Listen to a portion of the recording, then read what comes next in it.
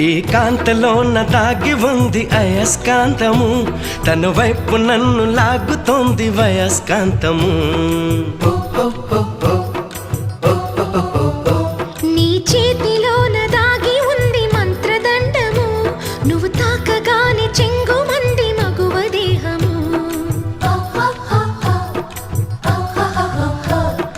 ఇద్దరిది ఒకే స్థితి, ఏమిటి ఈ పరిస్థితి?